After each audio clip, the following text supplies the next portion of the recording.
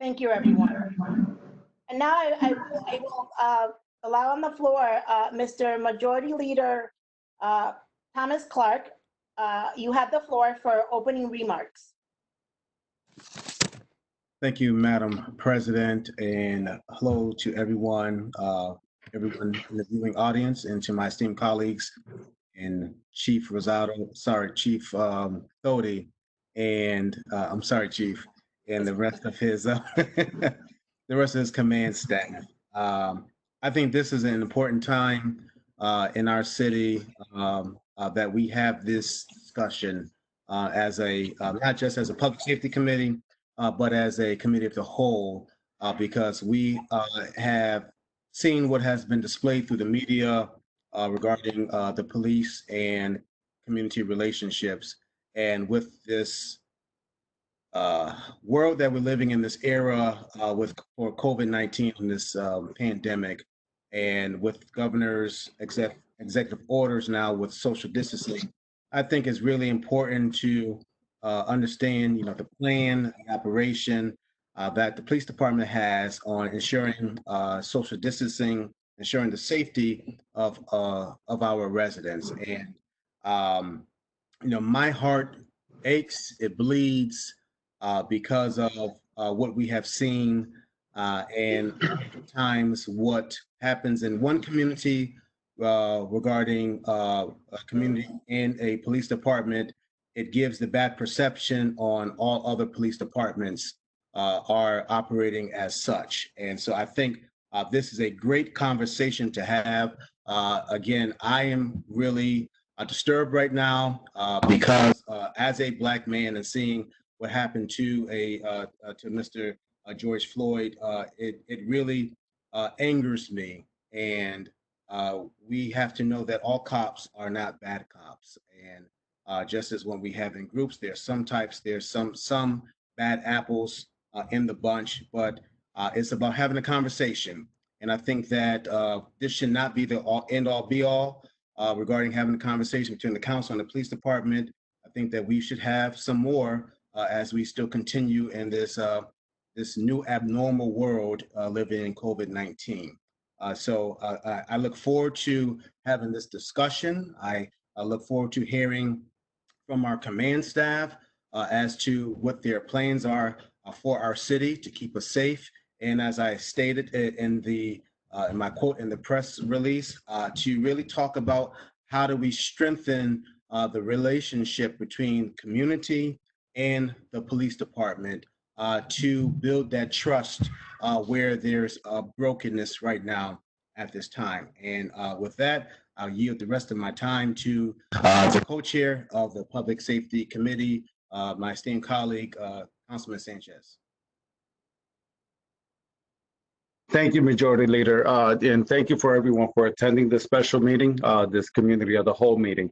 I watched the video myself, and I'm completely disturbed.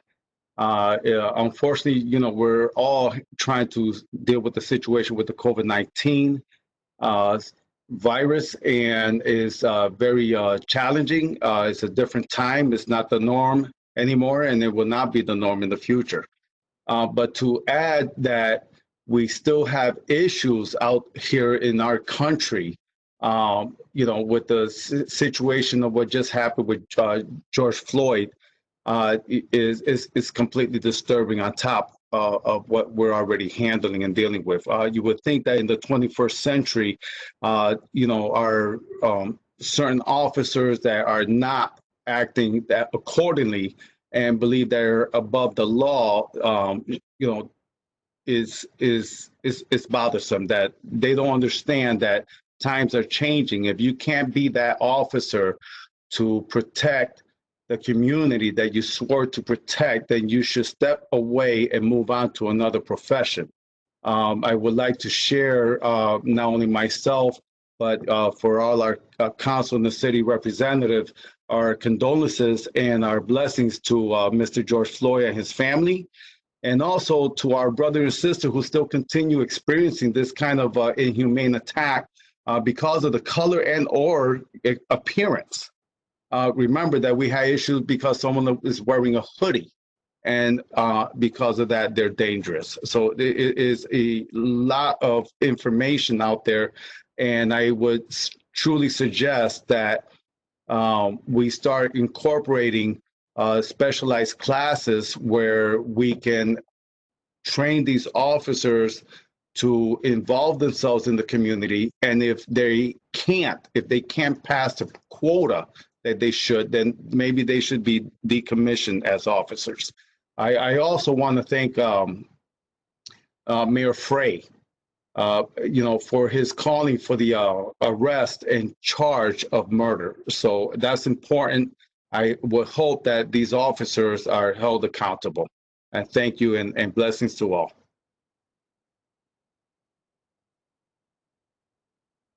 Thank you, Eric and Councilman Sanchez, for your opening remarks. And now we are moving along with our meeting and having our HPD Chief of Police, Chief Doty, introduce yourself and your team. Good evening, everyone. Can you hear me? Yes. I'm still getting used to this this technology world. It's a strange thing for sure.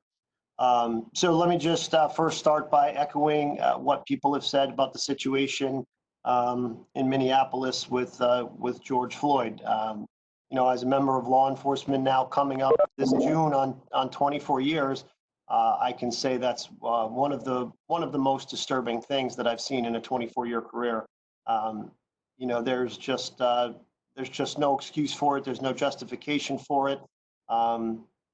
Again, echo thoughts and prayers to the family, to the community. We see the results of this action out there, and it's a terrible situation that should have never happened.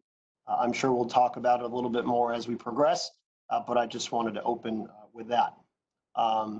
As far as the staff that's with us here, we've set this up as kind of a mini Comstat. Our Comstat program is usually public once a month. With the COVID-19 issue, it's been a little difficult to not only do that, but even just meet and get a group of us together in a room and have a Comstat meeting with just us. That's been a challenge. So without further ado, my Assistant Chief Rafael Medina. Say hello. Are you here? Yeah, I had to unmute myself. I'm learning this side of the spectrum as well. Good evening, everyone, Council President and Council members. Good evening. Next up, Captain Gabe Loriano. He is our captain of the patrol division. Hi, everybody. And last but not least, I believe, is Lieutenant Cicero, our public information officer and our commander of major crimes. You there, Paul? Everybody hear me? And now. Good. All right. Good evening, everybody. Good to see everybody. There he is. Lieutenant Boisvert is our Southeast District Commander. He runs the Southeast District and unfortunately had a last-minute conflict. So Captain Loriano is going to step in his place and talk about when we get down to the CSOs and the district plan, talk about that a little bit. Just briefly, our Comstat process looks at crime. It looks at where we are as a city, as a police department, and it compares us to the previous week.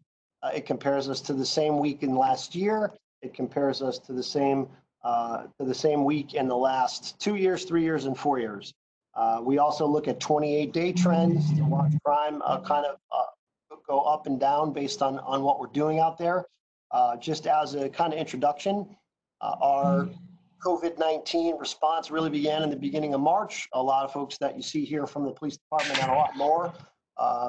We all got together and put out a bunch of special orders to try to protect both our officers and the community. Concern was that us being able to field a police force out there if a large number of folks here got sick. We've been very lucky, knock on wood. Our officers have taken a lot of precautions, and we have only seen very few cases in an agency our size with the types of exposures that we have being out in the public. And I like to think that a lot of that is because of the hard work of the command staff and the supervisors and the officers here in the police department that have taken those steps. Generally, though, we'll kind of get to that when we talk of number 4 on the agenda when we talk about the executive orders. You know, just as a kind of overview, you know, we're seeing that crime is up slightly, and overall in the city we're up 2.5% as of this last Comstat period. And just to give you some idea of what that means, that is 42 more crimes this year than the same time last year overall, Part 1 crimes. But just to put that into context, even though we are up 42 from last year, we are down 644 from 2 years ago, 543 from 3 years ago, and 649 from 4 years ago. You know, so overall, trending wise, we're down about 25% over the last 4 years, and we're holding pretty steady. We came into COVID-19. I'm just trying to, I'll give you some information that I know that is not repeating what Captain Laureano and Assistant Chief Medina are going to give you.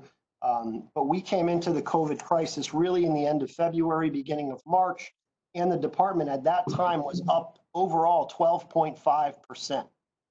So we had a challenging beginning to the year. The first couple months of the year, we saw more crime this year than we did in the same time last year. A lot of speculation that could be because of the mild winter, a lot more people outside, a lot of different reasons. But we've managed to take that 12.5% increase and reduce it over the last couple of months to a 2.5% increase as a result of, again, the hard work of the folks here at the PD. You'll see as you listen, some of the crime categories that we see increases in are property crimes. I think that is related to the COVID-19 pandemic. When you look at commercial burglaries, some of these places are just not open. They're closed. And you look at robberies and auto thefts. Our auto theft issues driven predominantly by juveniles, by folks, 17 years old and in that arena.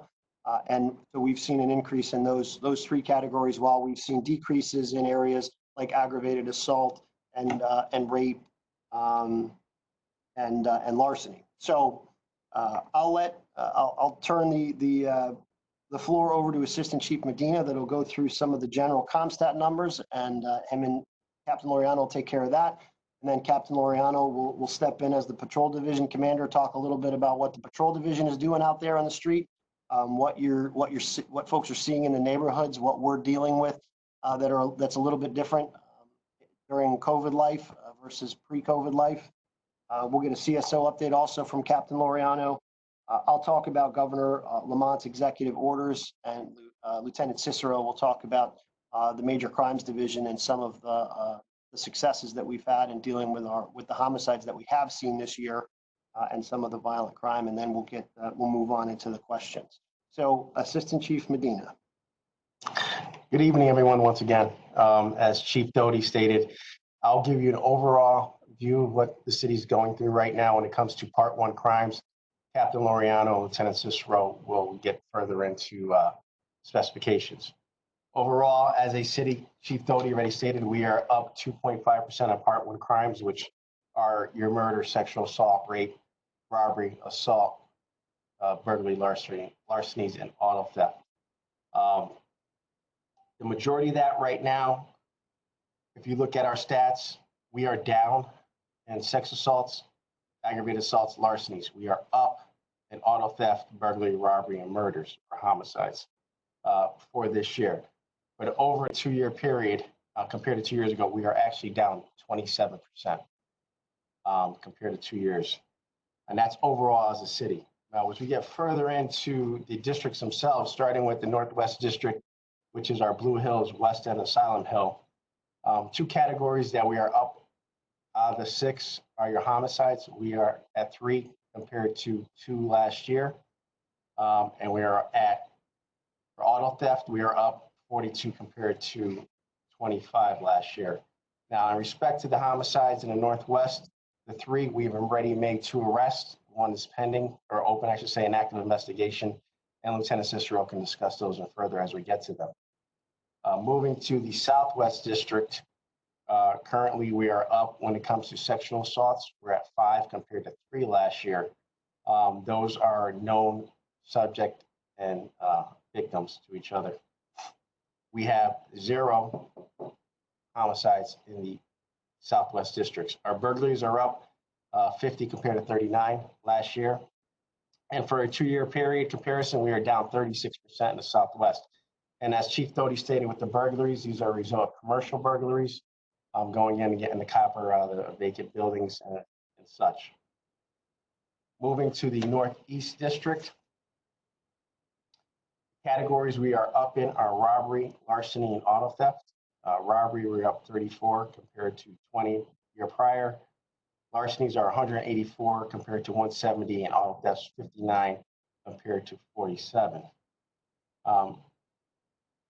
And as for homicides in the Northeast, we are actually down. We have 4, however, and with that, we have made 4 arrests when it comes to homicides in the Northeast District. The Northeast, just to remind everyone, consists of Northeast, North Meadows, Upper Albany, and the Clay Arsenal areas. Moving to the Southeast District, again, our murders, we have 3, we're up there. We actually have 4 now if we include Weathersfield Avenue from 2 days ago. The 4, we've made 2 arrests and there are 2 open. Our robberies are up, burglaries up, and auto thefts are up. And as Chief Doty touched upon, when it comes to our auto thefts, a lot of these are juvenile related.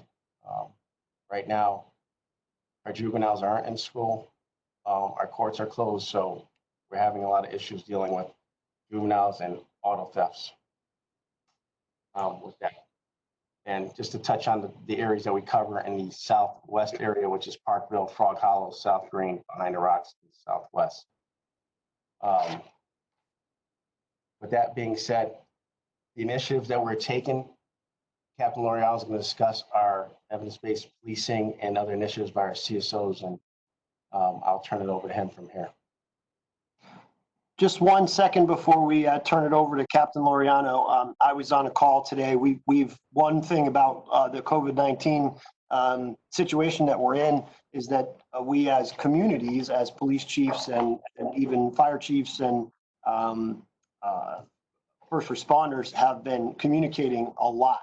And I was on a call today from the Connecticut State Police that covers some of our more suburban and rural areas around the state.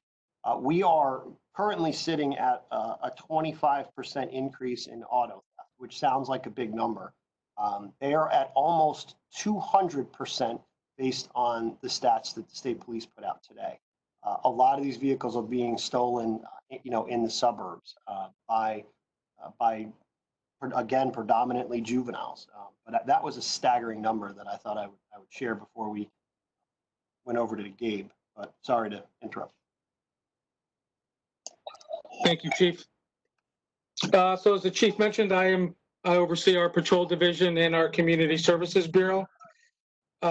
Earlier in May 3rd, we revamped how we deploy our patrol division and our patrol services. You'll hear the words evidence-based policing thrown around.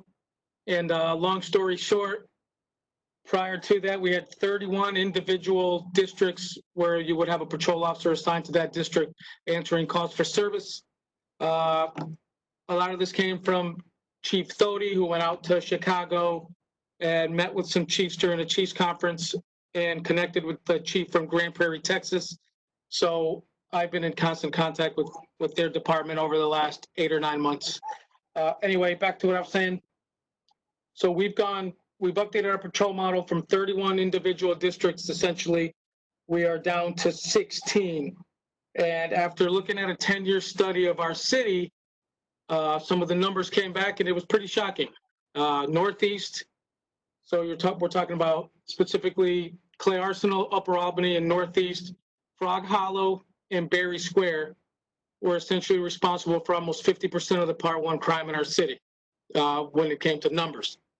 So looking at those numbers, we essentially created 3 areas, Northeast, having Northeast, Clay Arsenal, and Upper Albany, Berry Square, and Frog Hollow, where they all went from essentially, Northeast went from 4 patrol units assigned to it to 10.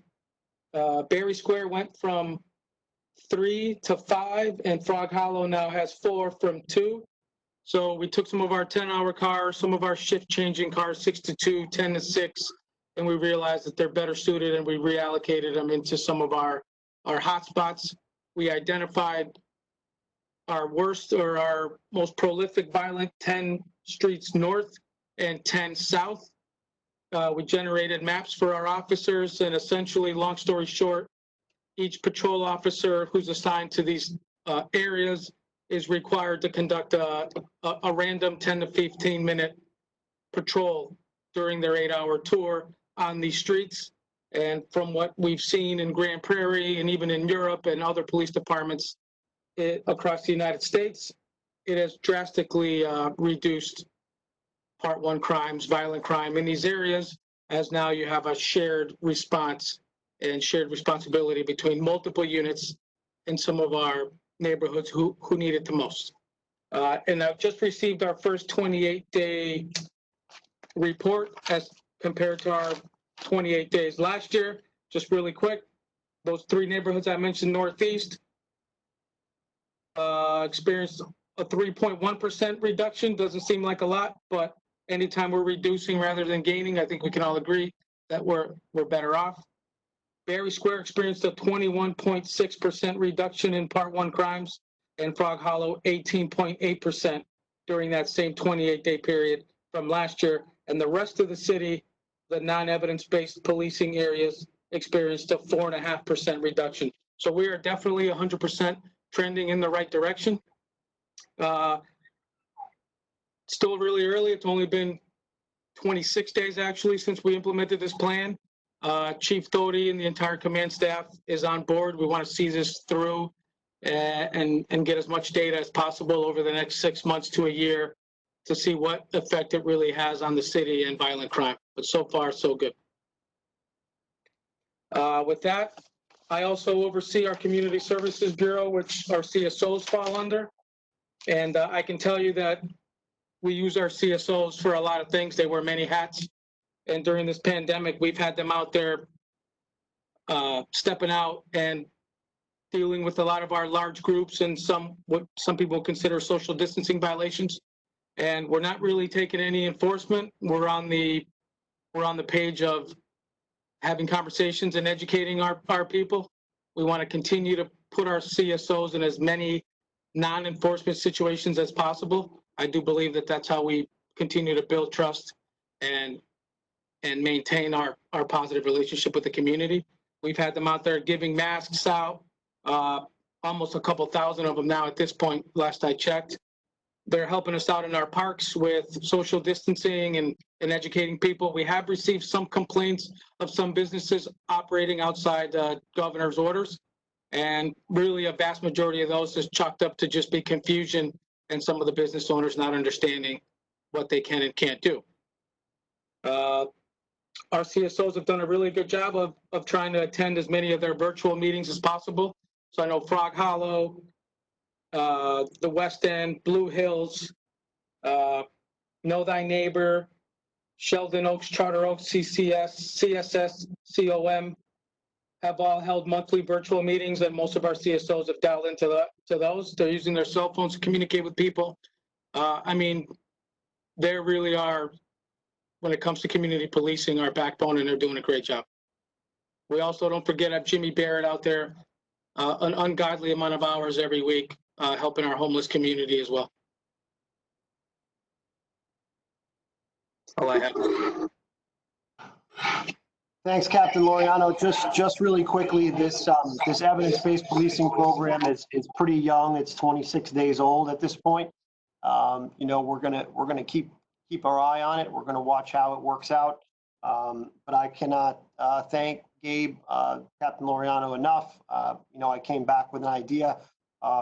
Worst thing to do is, you know, send a chief to a conference with a bunch of other chiefs, and we sit around and think about great ways to improve things, and we come back and these guys are miserable because I'm like, hey, what about this? Hey, what about this? But Captain Laureano took the bull by the horns and really ran with it. He put out a great presentation that I think once we get a little bit back to normal, I'd like everybody to see about just how far back and historic our areas of concern in the city when it comes to violent crime and a lot of our Part 1 crimes, just how consistent that's been over the last 10 years. And yet, we kind of went at the approach the same way over the last 10 years. We never changed anything. This approach pushed some of our overlap cars that were traditionally sitting around in places where crime didn't happen because that was their job. They were in their area. That was where we told them to be. And then when a call would come in, they'd leave that area and they would go and respond to the call, or they would come in and back officers up that were going to those calls in those areas. We kind of changed that mentality to have them in the areas where the crime is, and then they can respond out to other areas as needed. He put together a great program. He really customized it for Hartford. We hope to be able to supplement some of these hot zones that Captain Laureano has identified and that the evidence-based policing model focuses on. And we hope to be able to put some walk beats into those areas as we start getting into the nicer weather and as we start coming out of COVID world here. But great job, and really bought into it, and his enthusiasm has had our officers and supervisors buy in. It really gives our supervisors the ability to be more flexible with their resources as well and get engaged in how these officers are responding to crime instead of everybody leaving roll call and just scattering out to their respective little numbers in the city. These folks are really expected to take ownership of some of these locations. And I think it's going to work out very well. But thank you, Gabe. And then just before we move on to Lieutenant Cicero, just a couple things. We've had to be very adaptive as a department during the pandemic. Things are a little different now. So we had, I was really kind of proud of the traffic crash investigations unit that we put out there.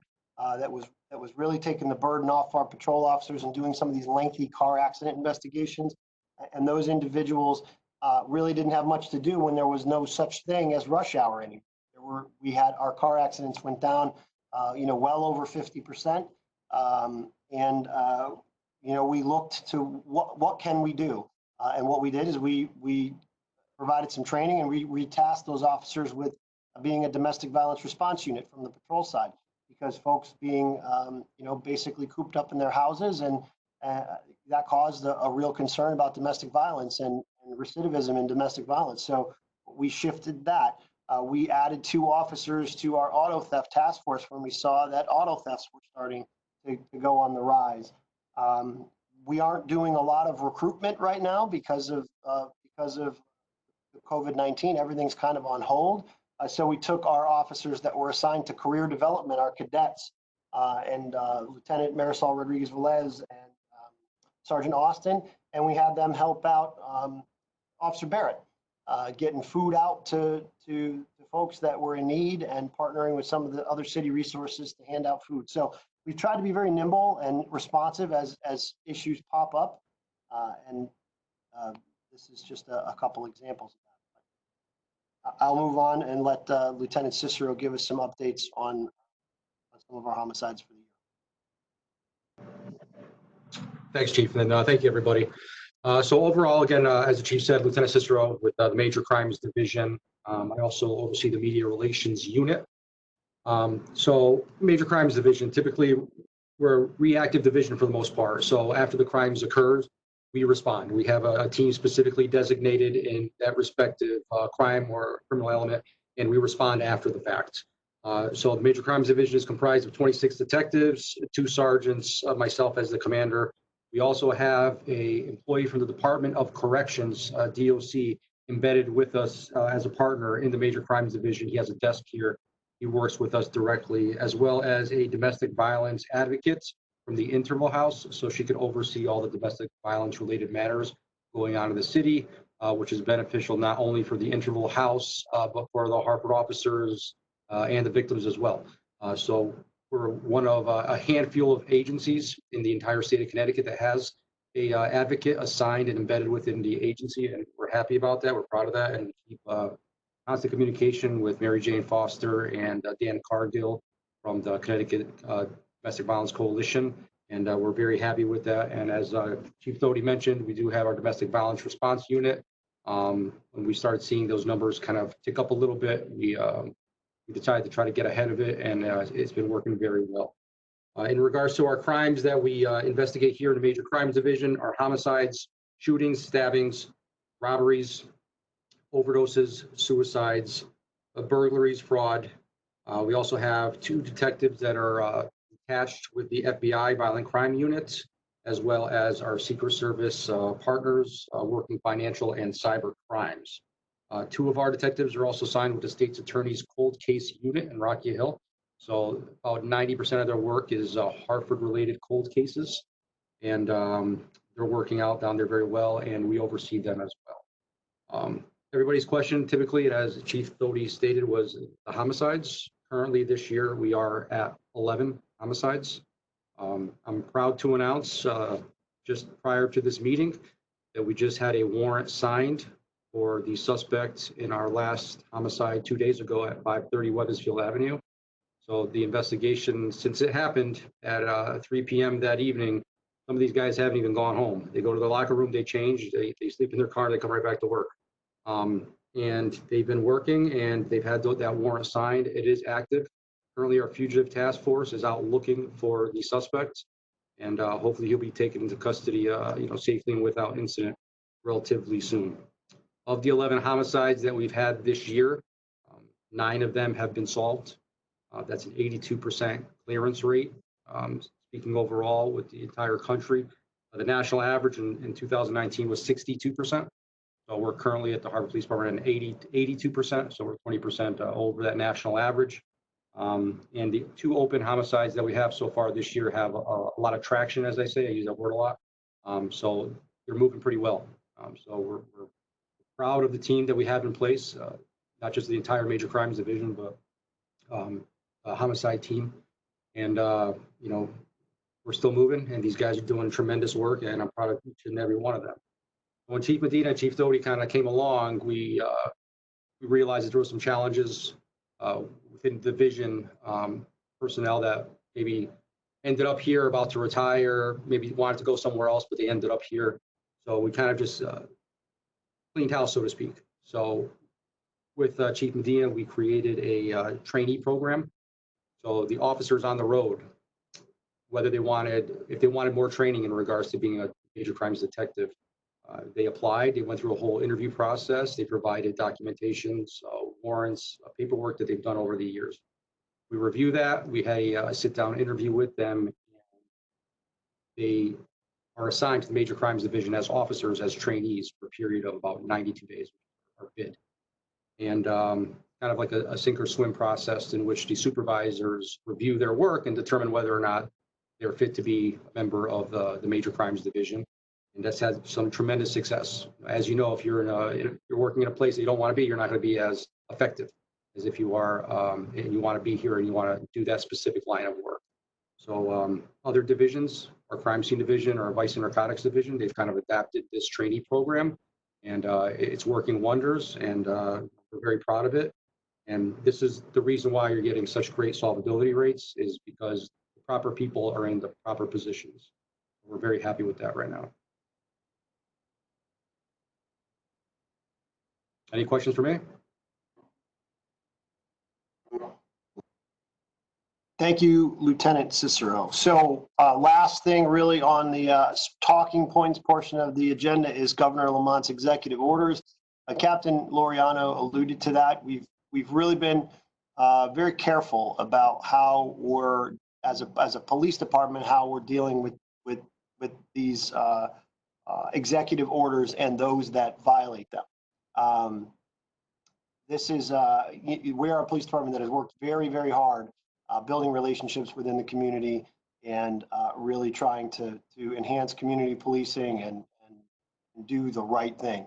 And I think that I have been very vocal about us as a police department not being the enforcement arm of these executive orders. I think that and we stay very in tune with what goes on across the country as a police department, simply because I don't think it's wise to make the same mistakes that others have. And the police officers enforcing these types of things has not gone well in other places. I vividly remember a mother being escorted off of a playground by police officers that issued her a summons as she was in handcuffs for allowing her kids to use the playscape. It's not a good look. A lot of the force incidents and the escalation of incidents that we see in this country start with relatively minor violations that frankly really are not impactful on the safety of the community. You look at Eric Gardner, you're talking about untaxed Lucy cigarettes. You look, just as recently as George Floyd with, potentially passing a fraudulent $20 bill. I think that our role is much better in education and engaging with the community. And I can, the other folks on the line can speak to it, but we've had a really good interaction with folks since the beginning of this. We've handed out a lot of masks. We've talked to a lot of people, and generally speaking, everyone's very receptive. I think a lot of it is not intentionally violating the social distancing. I think a lot of it is the folks, as you pass somebody either outdoors or somewhere, and you know who they are, you start chatting with them, and then before you know it, you walk a little closer, and you walk a little closer, and you're within 6 feet. Our officers have been out there reminding folks the importance of social distancing and the reason for it, and why we're trying to keep everybody safe, and they've been receptive. Handing out masks, people have been very receptive to that. It's been hard for police officers and first responders to get PPE. So now that we have some of these masks that are not your N95s, but that are the kind of masks that are safe for folks to use, and we're able to share those, I think it's great. The fire department has been involved in it. This weekend, we've had Department of Public Works involved in the parks with us on golf carts, and I just think it's a better approach. I do think that there is a time. I'll use the example of a couple weekends ago we had a block party. I think it was over on Edgewood Street that just about shut the block down. That is an egregious violation where we would be able to take arrest actions against those that organize that, not because of Governor Lamont's orders, but because that is just an unsafe practice. And what we're enforcing then is statute, not an executive order. That is what I've expressed to the mayor. He has, he has allowed me to do it this way, and I think it's been, generally effective. So, recorded messages that we're playing over PAs, both in English and Spanish. Officers interacting with people, as Captain Laureano said, our community service officers, that's their bread and butter, interacting with the community and just being informative, I think is the way to go on that. And I think that's about it for what we have to say, and we'll open it up for questions. Thank you, Chief Doty and the command staff for the report that was just given to Council and all of our residents who are watching right now. I will now turn over the floor to our Majority Leader, who is also one of the co-chairs of Public Safety, to lead us on the questions from the public. Mr. Majority Leader, you have the floor. Thank you, Madam President, and thank you, Chief, and the rest of your team for that detailed report. As the Council President has stated, we have a series of questions that they have submitted to the Council for us to be asked. Given the time that we have, I don't think that the time allotted is going to allow us to ask all the questions. However, we will forward all the questions to you, and those that have not been asked, if you would be able to provide us with answers to these questions, that would be great. I think youth are very important. Me being a father of two young men as they are growing, I have concerns with how their perception will be as they grow up in our community regarding how the notion that we have regarding the relationship between the community and the police department. And so with that, we have some questions from some youth from the Blue Hill Civic Association. And some of them, I'm going to read them as is. I'm not going to try to paraphrase because I want everyone to feel the energy and the spirit of how the questions have been written so that we can see, get to understand their mindset on what they're thinking. So one of the questions that some of the youth have asked, what measures will you guys take when it comes to protecting the African-American community? All right, I got muted here. Great question. I think that, you know, our goal as a police department is to protect the community as a whole. That being said, you know, when you look at issues like the one that just happened in Minneapolis, it's understandable that people of color are more fearful and more reluctant to engage and trust in the police department.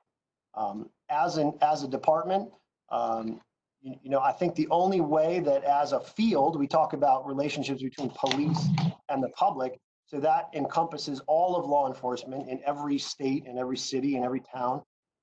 The only way that we improve that perception is through positive examples, like in a lot of other things in life. You know, I'm proud to say that I think that the Hartford Police Department is showing a positive example for other law enforcement agencies to follow in our programs and in the way that we interact with our community. But it takes a lot of work, and every time an incident like this occurs, like the one that we've seen, you take so many steps back, and it's so hard to take steps forward from that. So my message would be one of, you know, faith. You know, have faith in us that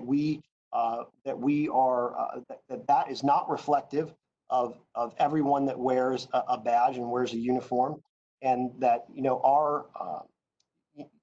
I believe in communication and in kind of contact theory. The more that we interact and engage when it's not because of a call for service, the more we build an understanding for the community as police officers, and the community builds an understanding for us. So the message that I would have to youth is just to have faith and in the fact that we will do better, not just as a Hartford Police Department, but as law enforcement. I think it was mentioned earlier that there are folks out there that don't deserve to do this job and don't deserve to wear a badge and wear a patch. And as an administrator and as a chief, it's my job to try to get rid of those folks before they do immeasurable harm. And that comes down to accountability. You know, the way that you try to guide your department to not end up in a place where Minneapolis is now is through you know, sound, good policy, good training on those policies, and good supervision to make sure that those policies and that training are being followed, and accountability. And I think that you know, that's been a focus of certainly mine here, is bringing that accountability. Thank you very much for that detailed response, which dovetails this next question, at least right into this next question. What is the plan to proactively build trust between residents and the police department? You know, I think so. Some of the things that I just said, you know, our dedication to community policing, and not just the two words, but real community policing, real engagement, and building relationships through the many things that we do as a police department. A police department is always going to have to respond to 911 calls and calls for. It's what you do in the rest of the time, I think, that builds that relationship. You know, like I said, engaging the public in as many things as you can. We've done, certainly since I've been here, we've done committees when we've decided to change policy. We've brought citizens in. We have citizens on our firearms discharge review board. We have citizens on our subjective review board for hiring, engaging people in a process. I really had plans to begin a citizens academy again. COVID-19, like many things, kind of ruined that idea for a little while. But I think, stepping into other people's world, into the community's world, and letting them step into our world is important. So I think that's important. Being transparent. We've had some critical incidents here in Hartford in the last couple of years where I've been here as assistant chief and now as chief, where we open the doors and we're transparent, good or bad, we show it. And I think that's important.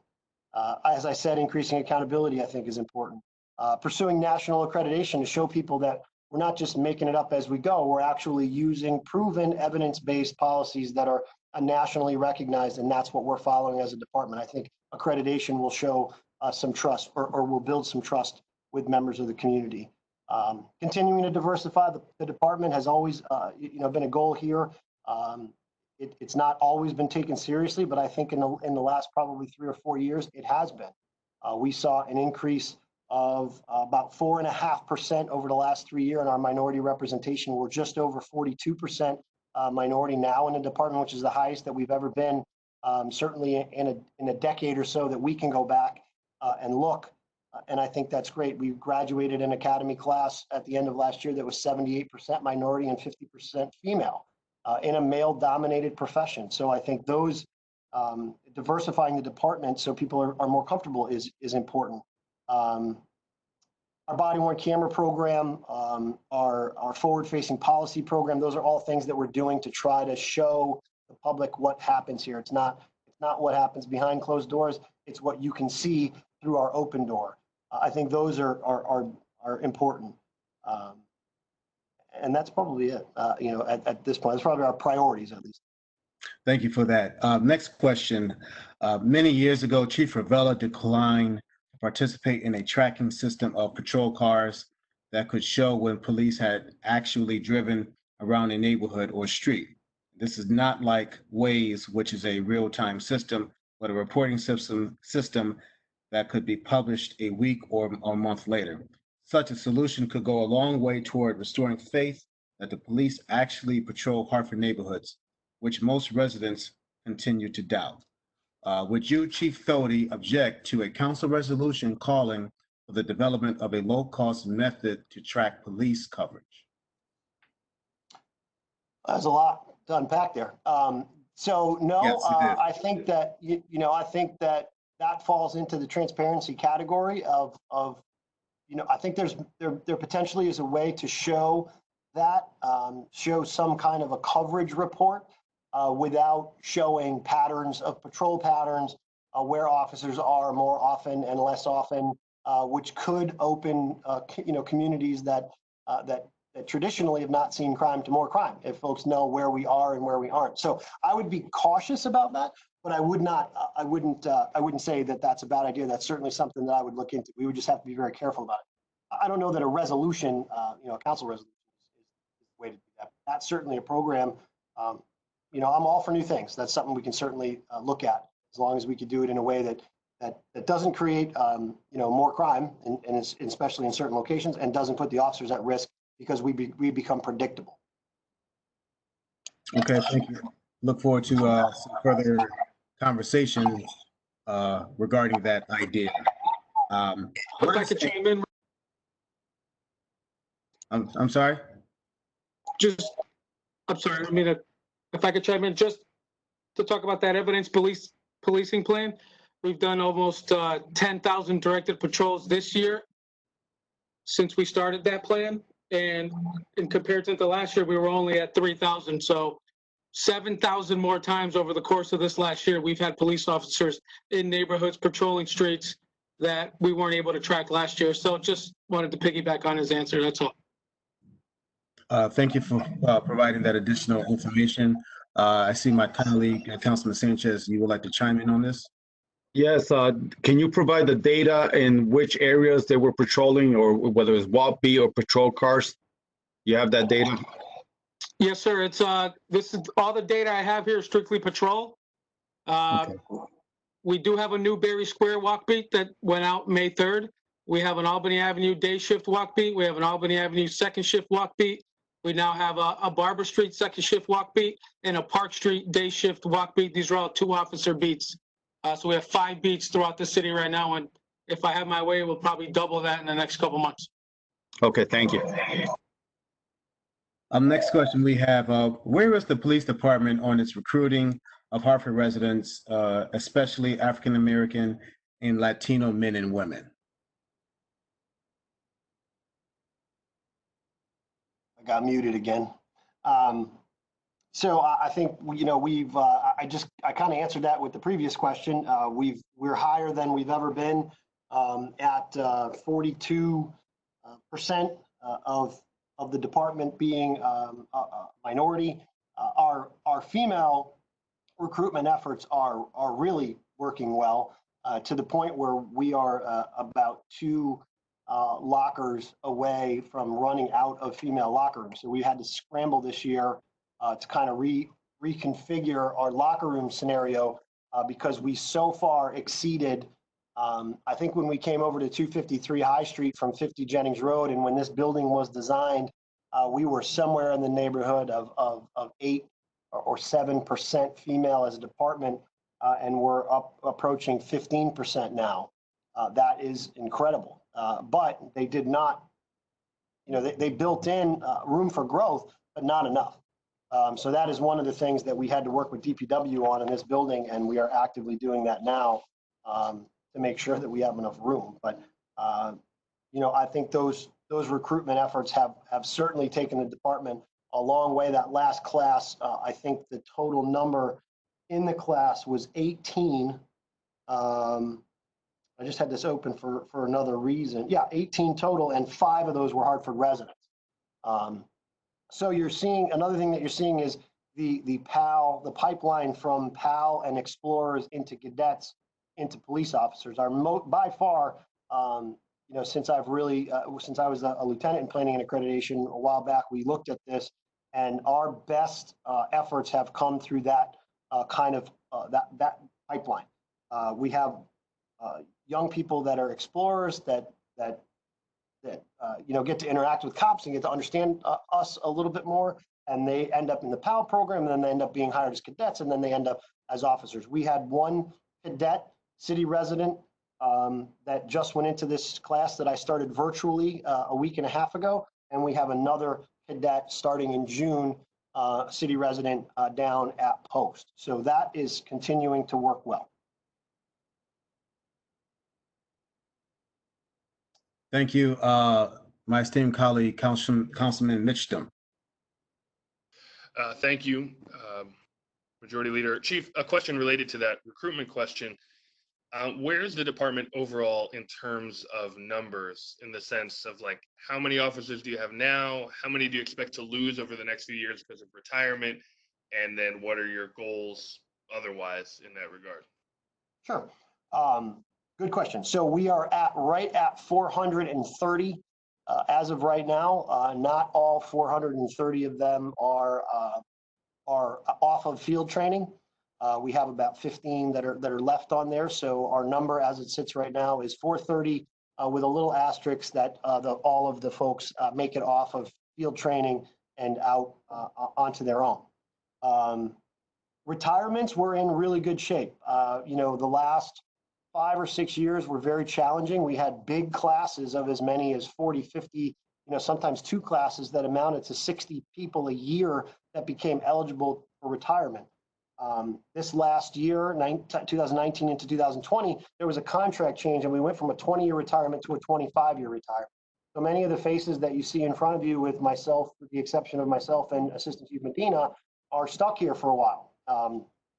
I think there's only 2 or 3 officers left. There might be a couple more that are eligible to retire right now. The rest are on a 25-year plan. So the next 5 to 6 to 7 years, you're going to see very little attrition in the way of retirement. Captain Laureano, how long you got left? 8? 7 years, 10 months, a couple days. Who's counting though, right? And then, Lieutenant Cicero came on as a cadet, but Paulie, were you 25 or 20? First 25-year guy. 25, yep. So, that attrition is going to help us a little bit get, a lot of stability, especially in the upper ranks, folks that you see here, and there's a bunch more up and comers that are going to be here in their positions for a good amount of time. We had a staffing analysis done a few years back that put us at, somewhere in the 470 to 475 range to be an appropriate number for the things that we do here, the community policing plan, the detective divisions, kind of how we have the department molded. I'd like to see us there. As you hear us talk about rolling out walk beats and being able to be responsive and adaptive to things like domestic violence, auto theft, and these things, we have to have the bodies to be able to move around and do that. We have to have the bodies to be able to do a walk beat and still fill the number of cars that it takes to answer 911 calls. I think once we start, inching up closer to that, 460, 470 mark, we'll have the ability to do that. And it's also important to note that, with 430 during peak vacation times, we're still ordering officers in and holding officers over, because when you start getting to max vacation, which is, we have to allow a certain number of people to take time off contractually. We have to backfill those positions with overtime. And so that increases your overtime liability, and it also increases your officer burnout. So I think that, that seesaw is starting to balance itself off, where we have enough officers, really to staff in an efficient way.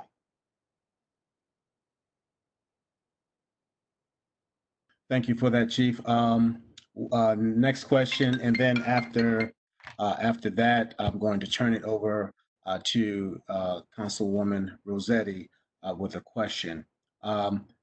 You mentioned, Chief, as you were interviewed before the council to become chief, that you had in mind to hire an assistant chief that would be African American. Just where are you in the process of that hiring and recruiting to fill that vacancy of assistant chief? So, the problem happens is that after I was confirmed by council, I think I made it 8 days before the COVID-19 crisis really started to hit us here, and it hit other departments as well. I have had conversations with some folks, and I think that there's some reluctance to take on a new position in fiscal uncertainty. A lot of people, myself included, my fiance is furloughed. I think, there is a requirement that you be a city resident. I think a move to the city right now is, there's a lot on folks' plates, but I am still actively pursuing that. But it is being hampered a little bit by our COVID-19 situation. Would you happen to have a time frame, depending on how this pandemic still plays out, as to a more aggressive recruitment, or when you can, finalize a decision? I'd like to fill that position yesterday. That I want to put a team in place here. The sooner that team gets in place, the more effective that we can be. Right now, Chief Medina is bearing the brunt of both the admin and professional standards side of the house, the assistant chief position that I was in, and his duties as the operations chief. And I help him as much as I can, but there's also different duties I have now too. So my goal would be ASAP. A lot of that is going to be based on someone's willingness to take the leap with some of the unknowns, the budgetary unknowns, the move, and things like that. So a lot of it's going to be based on the person. But I also said that I would have some conversations with folks if I get to a place where I think we found someone that's a good fit. I'm not just going to hire somebody and introduce them to you. I told you that we would make a process of that as well. Thank you. Thank you, Councilwoman Rossetti. Okay, thanks, Majority Leader. So I'm going to do what I hate people do. It's not an actual question, it's a statement. First of all, thank you, Chief Thody. I wanted to just go back because I've been sitting here reflecting on the question about restoring the faith in actually patrolling. And Captain Lariano, I appreciate the numbers, but it really hit home with me, because I do think that we can say the things we're saying and you can say the numbers. And Chief, I appreciate where you're coming from about, not letting people know movement and that type of thing. But consistently, we need to really know, and particularly as an elected official, again, it's nice to be able to point to something that actually says something. But I know for myself, as someone who's lived here my whole life, oftentimes you don't see what you need to see. And that doesn't mean it's not happening, but if it can be pointed to, that's a different thing. So I think the nature of that question in itself, and I hear what you're saying, we probably don't need a resolution, but I think the nature of it is what we should hear is about restoring the faith so people know that patrolling is actually happening. I had a conversation with a guy on Grandview Terrace today, and I can go into it at length about other things, but that is really an important piece. So it's not a question, it's a statement, and I hate when people do that sometimes, but I needed to say that. So thank you. Thank you, Councilwoman Rossetti. Chief, the next question is, would you, Chief Doty, object to a council resolution from residents who want to accelerate a Hartford drone program as a means of providing extra coverage of high crime or drug areas, or as a means of patrolling neighborhoods that do not have a lot of activity and get little coverage? Hartford has been very quiet during the pandemic, and a drone program could help it keep that way. Two different answers to the same question. One, I am 100% in support of a drone program. When I was the captain assigned to council as liaison under Chief Ravella, I was assigned to our initial efforts to get a drone program off the ground, no pun intended.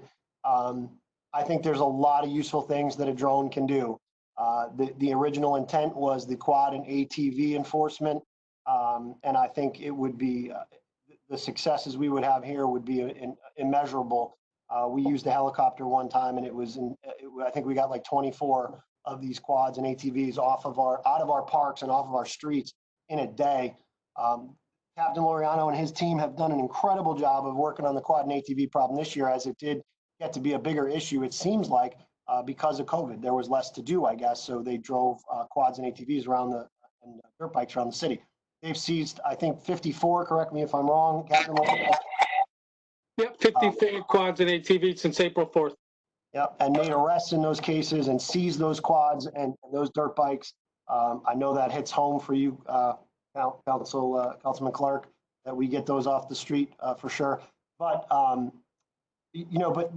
the question talks about using drones to patrol. I don't think we're ready for that. I'm not ready for that. I think that there's trust. We've talked a lot today about trust. There are trust issues when it comes to drones. And that's been clear in my efforts to try to get a drone program kind of going here in Hartford. And I think, that there's some legitimate concerns about privacy. There's an incredible amount of red tape and legal wrangling that you have to do to get permission from the FAA to fly a drone as a municipality. Any citizen can go out and buy one. A municipality, when they go out and buy one, they fall under these regulations that almost require you to have a pilot's license, pre-flight checks, everything.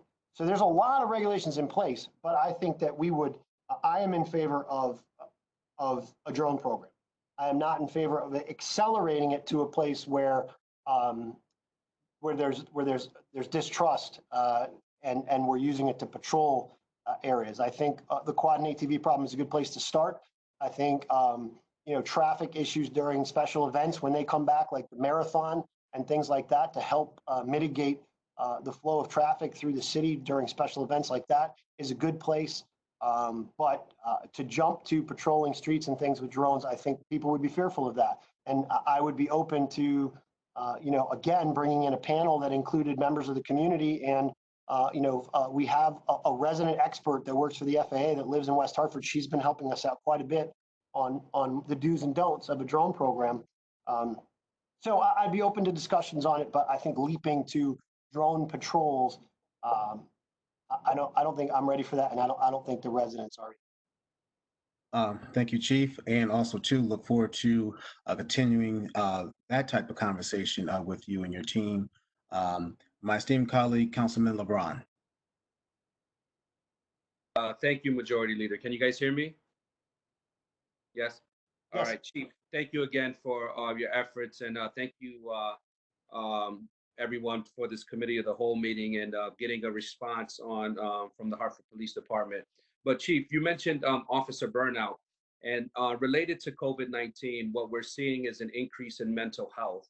across all industries. And the fact of the matter is that police are human beings, and so they, they're prone to mental health. So in regards to the bucket around mental health, are mental health checkups being enforced?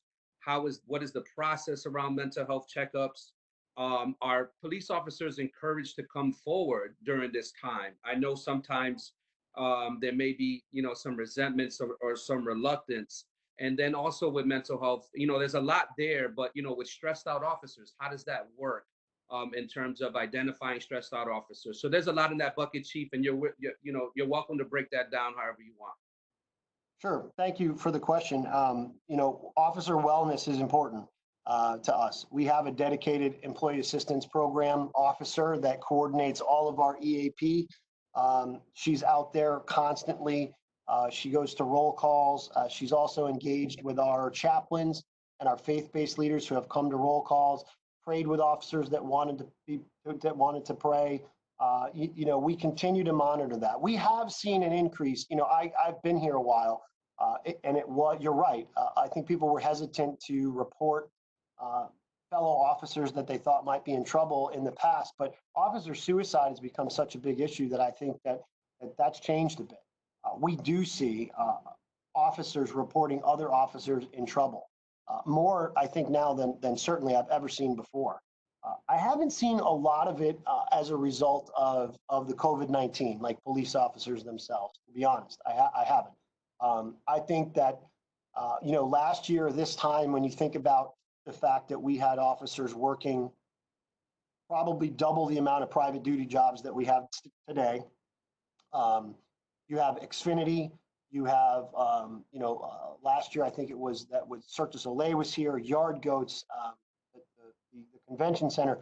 Officers were really taxed because those same officers are working extra duty and then working their regular patrol. I think officers, although they're not making as much money, which they will probably tell you is not appealing to them, they're a little bit more rested. We don't have as many people taking time off because there's really nothing to do. A lot of officers have had to cancel vacations, and that means that I have more officers here. So when an officer comes to work one day thinking that he or she is going to go down to that same kind of mundane answer a call for service, we might get, Captain Loriano is good about rotating them into specialized units. They might walk a beat that day. And that gives an officer that was normally in a car an opportunity to meet some residents and things like that. So I think that a little bit of a silver lining in the way that we're having to adjust our operations here is that officers are getting a chance to see some different things. If I was at peak vacation right now, I wouldn't be able to put 2 officers in auto theft, but those are 2 officers that get to do a totally different job for a month or 2, and we'll rotate them out. We're cognizant of it. We're aware of it. We have programs in place to deal with it. We do see a better response rate as far as self-monitoring and asking for help. And we also see an increase in supervisors. I can tell you quite a few situations where supervisors have made a report about an officer for EAP. So I think it's in that area is in pretty good shape right now. So, so with the supervisors reporting, I just want to make clear. So mental health checkups is not like a requirement. It's more like a red flag situation, right? Correct. So mental health checkup would be like a fitness for duty evaluation. We would have to, by our contract, our union contract, we would have to have a reason to request that. Thank you, Chief. And I believe Councilman Mishdom has a follow-up question, his initial question that he had. Yeah, follow up not to that, but to the preceding question about the quads and the motorbikes and whatnot. I know the HPD has a no chase policy for the safety of everybody involved, and I personally observed on Park Street, must have been the last nice weekend day we had, what looked for all the world like a police cruiser chasing a group of SUVs. And I also today got a report from a constituent who lives in that same area that a group of folks was in Pope Park on quads and not SUVs, ATVs, and that a police cruiser went in on one of the pedestrian walkways, again, at high speed, doing what I think most of us would call chasing. So I guess my question is, I mean, I know that policy still is in place, but is what we're observing not chasing, or is there a problem making sure that that policy is followed? I think it could be both. So a pursuit is not allowed on a dirt bike or an ATV. We're not allowed to pursue those per our policy for a number of reasons.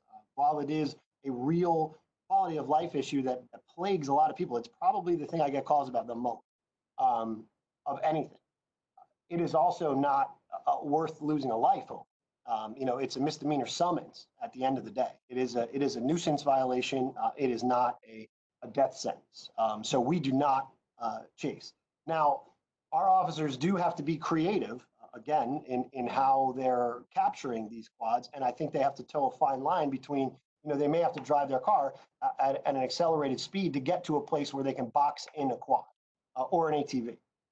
But if they're behind it and that ATV is refusing to yield, that is a chase. And if you see that, you got my email, you got my phone number, let me know, because that is too dangerous, even given how important it is to a lot of our residents that we put an end to these quads and ATVs. A chase is too dangerous. So if you see activity that you think, I encourage this of everyone, and it's not just about that, it's about our officers wearing masks. It's about a lot of things. If you see something that you don't think looks right, let us know. That a lot of times that's how we find out. So, and certainly we have body-worn cameras on the officers that we can go back and review, and we can say, you went too far. That was a chase. You weren't just trying to get to an exit, to block an exit. You were in fact chasing, and you can't do that. It could be a retraining issue, could be a discipline issue, but I would encourage folks to let us know before somebody gets through. Thank you. I don't want to jump the line because I'm sure there's other people, but I just want to tell the majority leader that I have a follow-up question for that when it's my turn. Thank you, Councilman. I see you, Council President. But to a follow-up to Councilman Mitchum's question, Chief, could you, because when the press conference took place with the police department and the mayor and the impoundment of, and I think the demolishment of the ATVs, some of the questions that came to us as to statutorily who has given the police department the authority to demolish the ATVs and the dirt bikes. Is that something that is a city policy? Is that under the ATV ordinance? Is that done? Has that been granted to the mayor, i.e. the police department under state statute? Can you just provide some detail regarding that? So when we take enforcement action on an ATV or a dirt bike, that becomes evidence. I can let Lieutenant Cicero, who was intimately involved in that destruction. But essentially, when evidence is seized, it goes on a JDCR 18 or a Form 200, which is the evidence form that goes over to court. The judge and the prosecutor in that case, once the case is adjudicated, sends us back that order that tells us what we can and can't or shall do with that evidence. That evidence could come back with a return to owner notice, could come back with a lot of things. Our court system has given us basically gives us the right to destroy that evidence. Lieutenant Cicero, you can chime in with that one as well. Chief, everybody can hear me? Yep. Yes, thank you, Chief. As the chief said, every time there is an arrest made, misdemeanor summons arrest or otherwise custodial, if applicable, regarding one of these quads or ATVs, dirt bikes, it is a city ordinance that says the police shall seize the ATV. I believe it's 22-119, 120, and 120. When that quad is towed to our impound yard, that JDCR 18, that court form goes with the case to court.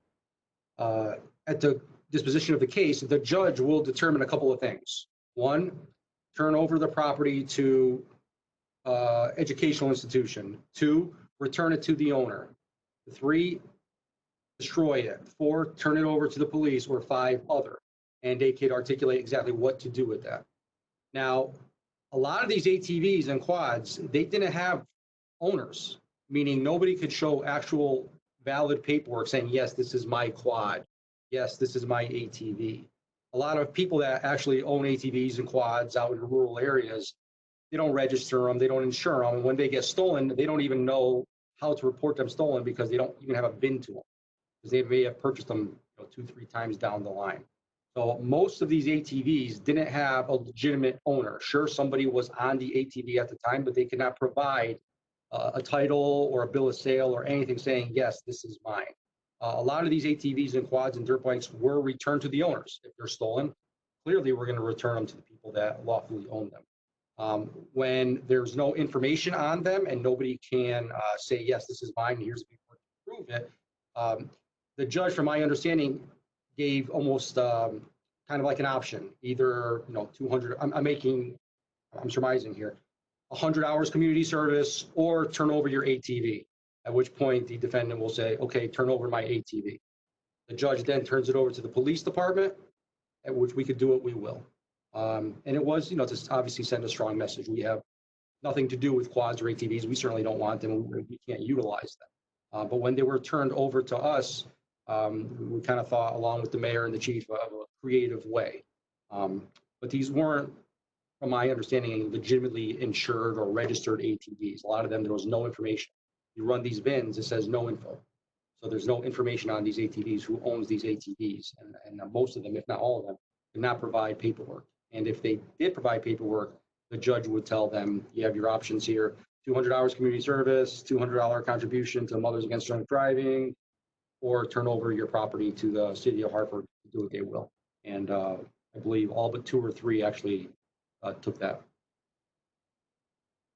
Thank you, Lieutenant Cicero, for that detailed response. Next question, and then I'm going to turn it over to Councilman Sanchez. And then after Councilman Sanchez, I believe the Council President has a question of her own. The question is, there have been a lot of people on Garden Street and Albany Avenue not practicing social distancing and do not maintain a mask, but nothing is being done. Why is that? Well, again, kind of to my, am I muted? No, I'm on. Okay.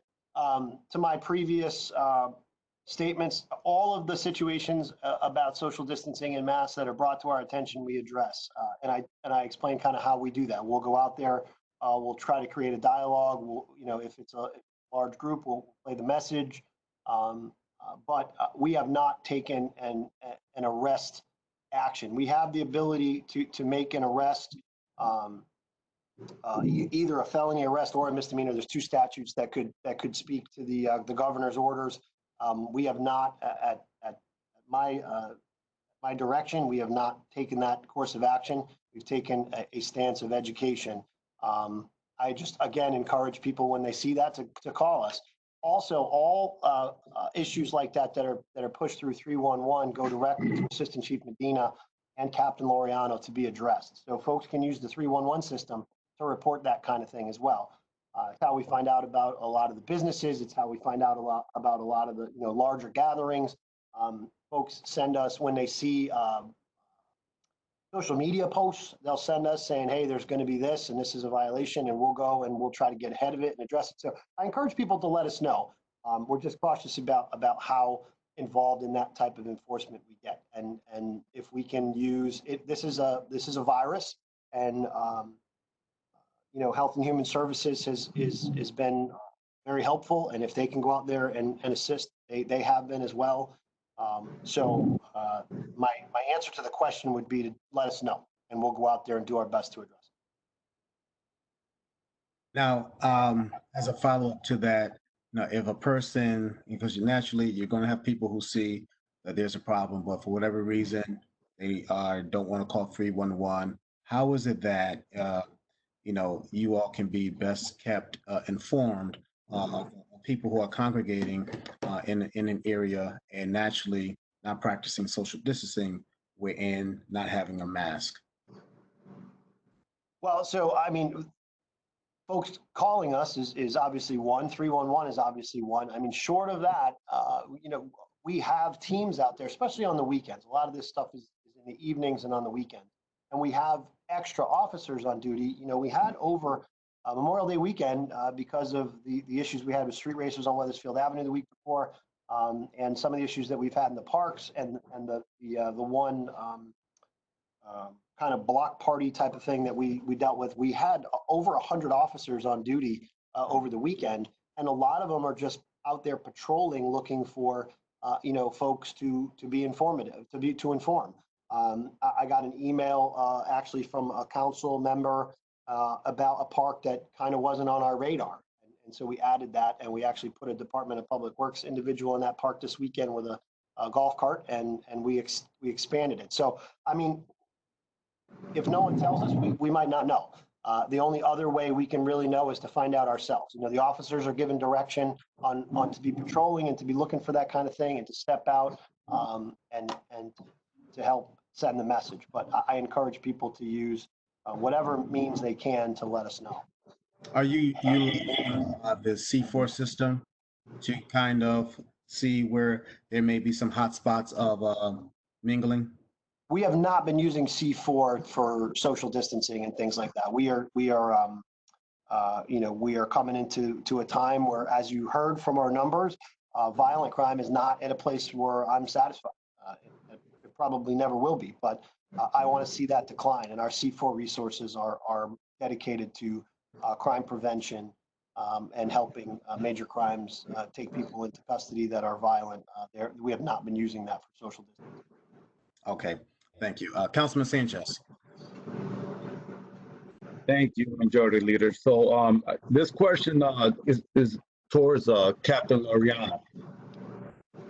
So now that we have officers that don't have an opportunity to go on vacation because there's nowhere to go, and we have that extra officer that we can dedicate to different neighborhoods. So lately, for the last couple of weeks, I had many calls from the 6th District who had many calls from the neighborhood who, the increase in car theft, wheel theft, leaving the vehicles on milk crates has increased in the back area of the neighborhoods, what I call it.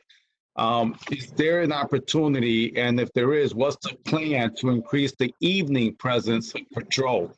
Where it's not during the day, obviously, it's not when it's happening, it's basically between 11 and 6 a.m.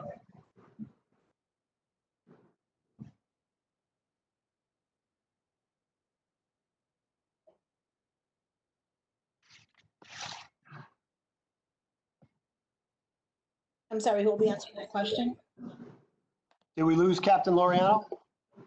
I think he directed that question to Captain Laureano, right, Councilman? Yes, he did. Captain Laureano is on mute, it looks like. Yes. Chief Medina, you want to jump in on that one? I'll jump in. It looks like Captain Laureano's having issues with his audio. Right now, Councilman, every time we receive these complaints, as I've been getting phone calls last week on e-thefts, rim thefts, and gatherings in the Southeast, we are directing patrols to those areas in these off hours. We're analyzing when these calls are coming in. We're adjusting our patrols accordingly, adding cars, and utilizing our specialized units to cover those areas. This is an ongoing process that moves with the issues around the city.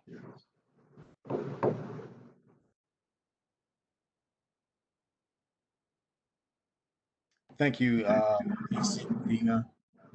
Councilman Sanchez, are you all set? No, I'm not. I wasn't sure if he was finished or not.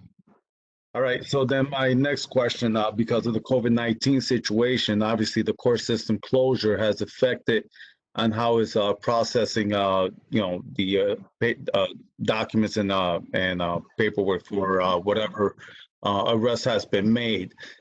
This is for Chief Doty and also Assistant Chief Medina, if you want to chime in. What is the impact of this closure? I understand that it's only twice a week that they're open, and besides the impact on the city and HPD, what is the communication that's been shared between the city and the state, or the state with the city, and what is the state doing to assist us? So the original part, you're talking about the courts? Yes. So as of last I knew they're open, they're running court 3 days a week. And community court has not reopened yet. So that presents some challenges. I mean, so the one thing that we've seen with COVID-19 is that, everyone has to take precautions. The police department, the fire department, the court system. We see Department of Corrections, releasing folks to try to protect people. And it's easy to say, well, you shouldn't do this because that impacts my agency. So the court system, by going to 3 days, basically our detention facility downstairs is running like not like a temporary detention facility, but more like a jail or a prison. If someone gets arrested on a Friday afternoon, once the arraignments are done, they are with us in our facility until Monday morning. If somebody gets arrested Monday afternoon, they're with us till Wednesday morning, and Wednesday afternoon, Friday morning. So we have an extra day where we have to hold folks, and that presents a lot of challenges. There was a period of time in the beginning where the marshals weren't transporting folks from HPD over to court. So our officers, after midnight shift that were in detention, were putting individuals in cruisers and transporting them over. That's not our function.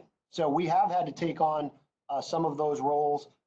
We've seen, probably the most prolific example is we've seen a 17-year-old here in the city that's been arrested for auto theft 5 times in 1 month. So as there's no place to go to court, as people are not being held for some of these, nonviolent offenses like auto theft, we're seeing recidivism in these folks getting rearrested. If we've got an individual that's arrested for auto theft 5 times in a month, how many times did they actually steal a car that we didn't catch them? I don't believe that we caught him every time. So we are seeing issues with that we just kind of have to deal with until we can get past this. Thank you, Chief. Council President. I'm going to yield my time to Councilwoman Bermudez. Councilwoman Bermudez. Thank you, Council President. My question was in reference to the business community. So there are certainly a lot of businesses that are complying and their employees are complying, but I've also witnessed firsthand some employees that are not complying in terms of having, face masks and other items when interacting with the public. And so it's my understanding that there's enforcement by HPD, but also by the health department. Can you provide us with an overview of how that works? And if a Hartford resident sees they're not being compliant in a business, for instance, a restaurant, what can they do? Sure. So the graded approach is one where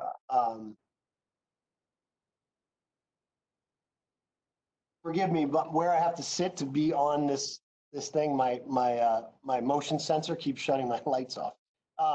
So there's a graded approach, and it starts with the health department. When they're going out and they're talking to folks, especially when you have a restaurant, you have a permit issue.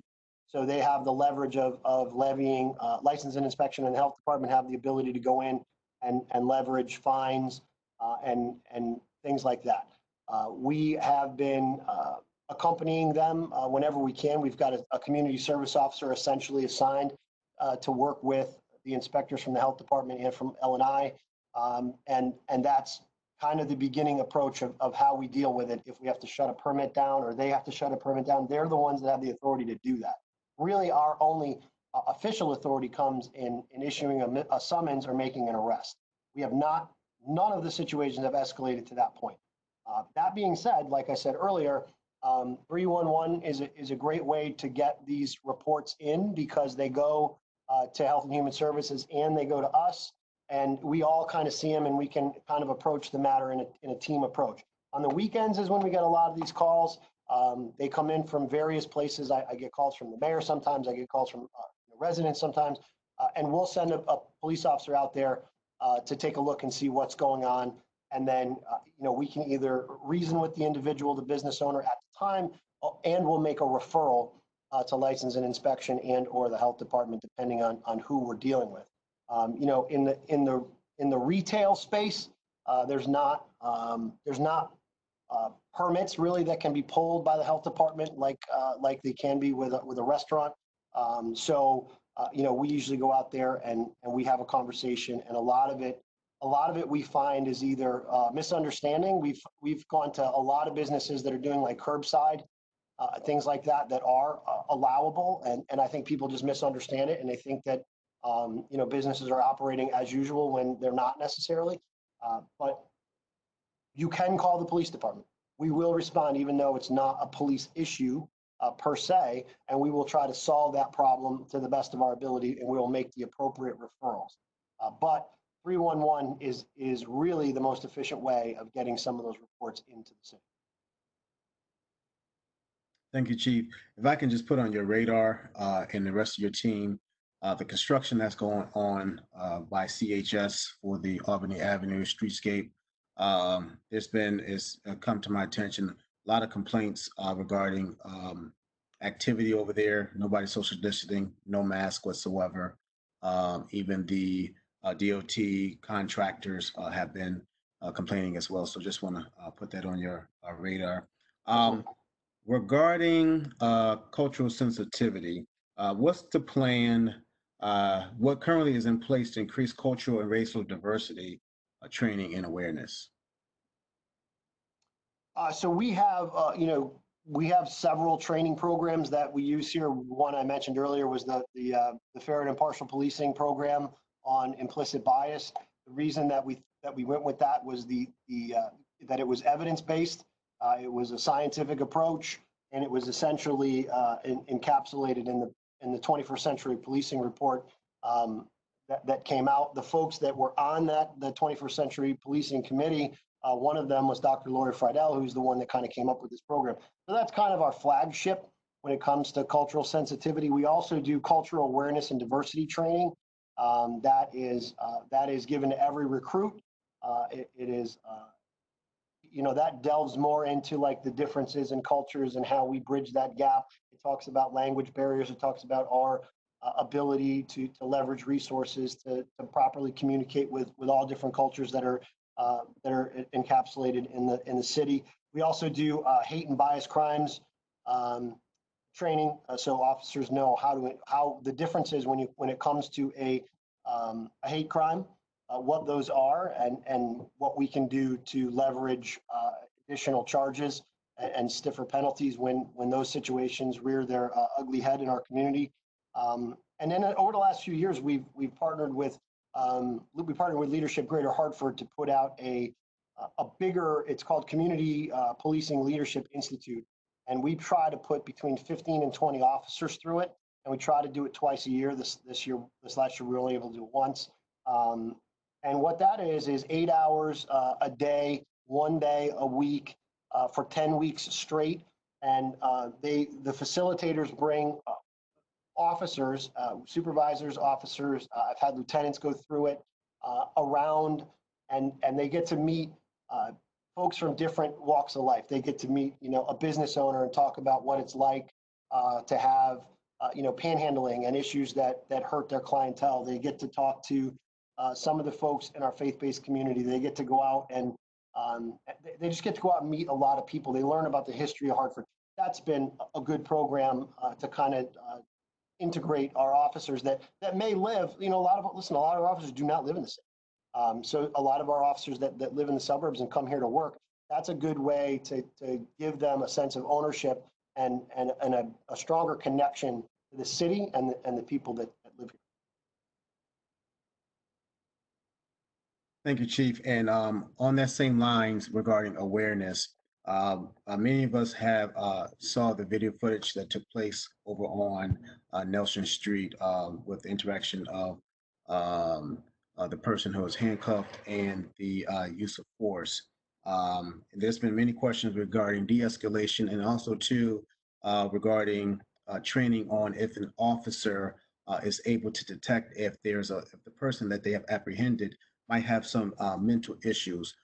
That way that they can de-escalate a situation. One is, can you talk to us regarding the de-escalation training that the police department may enter into? Also, too, can you really talk about, too, how those type of approaches are handled, if there's something that could be done, have been done differently? And also, too, I know this is a loaded question. I did see how some masks weren't properly worn with our officers, and just for the protection of them as well as the person that they have apprehended. So first, de-escalation is kind of a buzzword that we've really incorporated, that police departments and trainers have incorporated into police training for years. It's been taken a lot more seriously recently, which is a good thing. And we train that into there's not a block of training called de-escalation. We train that in all of our use of force training, and our policies speak directly to de-escalating and trying to take an issue down. And our goal is to not have to use force at all. So that the philosophy of de-escalation and controlling a situation and not allowing it to get out of hand is one that is throughout our training curriculum, both in-service training and recruit training. To say, would it be better if something was done differently? I mean, I think if the officer knew that a headbutt was coming, he should have stood further away. That being hindsight, being 2020, then I guess that's what I would say. Mental health awareness training is something that we do in service a lot. Police officers' interaction with folks with mental health issues is volatile, and as an industry, law enforcement doesn't have the best responses to dealing with folks in mental health crisis. That's why we have partnerships where we have we call them the Unit 99. We have a mental health worker that's here that has a radio that can respond to these calls and help us deal with folks with mental health illness, because there's mental health issues, because there's so much to that. If you talk to people that deal in that arena, I don't think there's ever going to be enough training for law enforcement in that area to make us experts. So I think partnering with other folks that are experts in it is the best way to deal with it. They're not going to be able to be there every time, but I think that's the best way for us to work on mental health issues, and that in conjunction with training. And then the last part was the masks.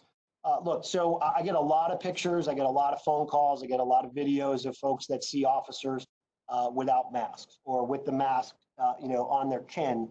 The mask is an uncomfortable thing. So some of the pictures and videos come from a governor's order.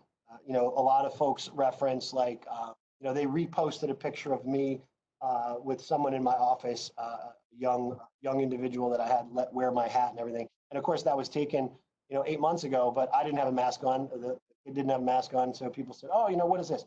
So we're going to be very careful about what we put out there, and some kind of, we want to do those fun social media interaction things, but we need to make it clear that this was like a pre-COVID picture.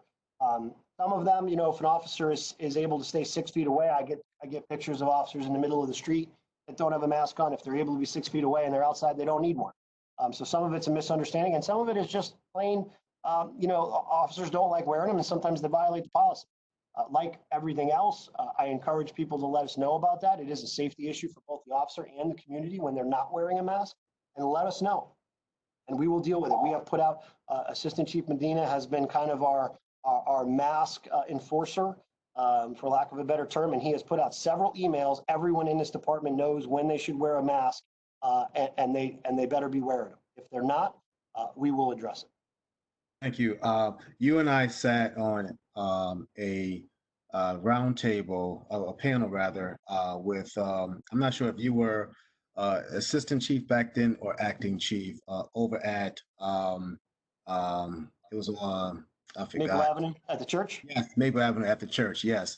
And with a former state representative, Bill Dyson. And on the lines of cultural diversity and sensitivity, I know that Professor Andrew Clark over at CCSU has been working with a group of criminal justice reform folks and individuals. Would you be open to partnering with them to do cultural sensitivity, racial training, just so that we can basically expand our horizon and work with other partners that may not be working with the police department? Absolutely, and you know, we've looked into a couple programs like that that have been very good, what look to be very good programs. One, again, out of every negative, you can always find some positive. We're looking at ways that some of the more academic and mundane and non-conversational training that our officers are required to do for recertification out of COVID, we might be able to do those, or we are going to be able to do those in an online way. So if I can take the officers through some of the blocks of these trainings, I can use the Give Back Day trainings, which are the in-person trainings, and I can hold up to 7 of those a year for the officers because of the contract and the day off schedule. That's the kind of interactive training that we can do in person. What happens is that we have so many requirements to do recertification training that sometimes those blocks of instructions that are kind of new and innovative get edged out. If we can do the research online, then I open up those 8-hour blocks of training for things like that. But I am always open to new training experiences. We were in the process of, I was going to put the command staff through what has been kind of, I guess, been considered somewhat of a controversial cultural awareness training. I was going to put us through it first to just kind of to see how it is. And then, again, COVID-19 hit. The individual that does some of that instruction down in New Haven that came very highly recommended doesn't have really the ability to do it online. So, but I'm open to it, and we will continue to find new innovative ways to train in that sense. Thank you very much. I look forward to another topic of further discussion with you. Council President, you had a question? Yes, I do. And I'm going to be very quick. I want to be mindful of everyone's time. It is now 7:43, and I scheduled this meeting for an hour. So just basically, I received a couple of phone calls from our residents stating that they seem to think that they had heard shots fired, and they were confusing them with firecrackers. Do we show any activity, high activity with shot spotters, registering more data than before the pre-COVID-19? Yes. So this year, for some reason, fireworks are coming early. So in the report, I don't know if Captain Laureano has come out of his technical issues yet or not, but in the report that we get on every Monday, in this case on Tuesday, we got a report about ShotSpotter. We had 24 ShotSpotter activations over the holiday weekend, and only 6 were confirmed shots fired. The rest, or the majority of the rest, were believed to be or confirmed to be fireworks. The ShotSpotter system is not supposed to do that. So we're working with ShotSpotter to figure out exactly why those are coming into dispatch. The way ShotSpotter works is that, you know, those recordings, those audio recordings, are sent to an analyst, and they are supposed to be able to differentiate between backfires, fireworks, and other sounds that are similar to a shots fired, and they're supposed to a large degree of accuracy, only filter to us the actual shots fired. This weekend, that did not work well. And I don't know, so ShotSpotter has, we have shut it off for 4th of July in the past, because the fireworks can overwhelm the system. I don't have an answer as to why the fireworks are so popular in May, other than, you know, everything else we blame on COVID. I guess we could blame this one too, but it is a strange one, but certainly better than shots fired. Okay, thank you for that. And I know you have an officer that's assigned to human trafficking, and I guess basically I can sum it up with domestic violence cases, and I know that you spoke a little bit about that, human trafficking. Have you seen a lot of more calls come in during the COVID-19? Not for human trafficking, but for domestic violence, yes. We actually just looked at those numbers today.